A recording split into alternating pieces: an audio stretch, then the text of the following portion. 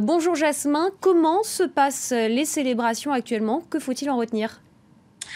Pour l'instant, ce sont surtout des célébrations très militaires et aussi des célébrations tournées vers l'Inde. Donc, déjà cette nuit, on a hissé l'un des plus grands drapeaux au monde à la Wagah Border, qui est la seule frontière ouverte entre l'Inde et le Pakistan. Un drapeau de plus de 100 mètres, donc un geste très symbolique par les autorités pakistanaises, mais aussi d'autres célébrations auront lieu toute la journée au Pakistan.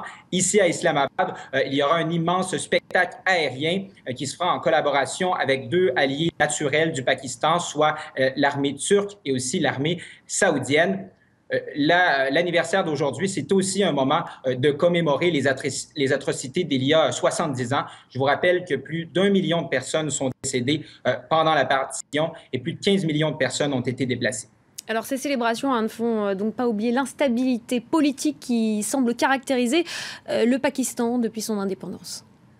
Effectivement, en 70 ans d'existence, jamais aucun premier ministre du Pakistan n'a terminé un mandat lorsqu'il a été élu, parce qu'aussi, évidemment, l'armée a été au pouvoir pendant plus de 34 ans dans le pays. Donc, on peut quand même parler d'une démocratie dysfonctionnelle. Le pouvoir politique n'a pas le contrôle sur l'armée. Et le plus récent exemple, eh bien, c'est évidemment le dernier premier ministre, Nawaz Sharif, qui a lui-même été destitué il y a quelques semaines. Il mène d'ailleurs une série de manifestations dans les rues. Il souhaite reprendre le pouvoir. Donc, on verra de quelle façon les choses vont se dérouler dans les prochains mois, mais ça reste très instable ici.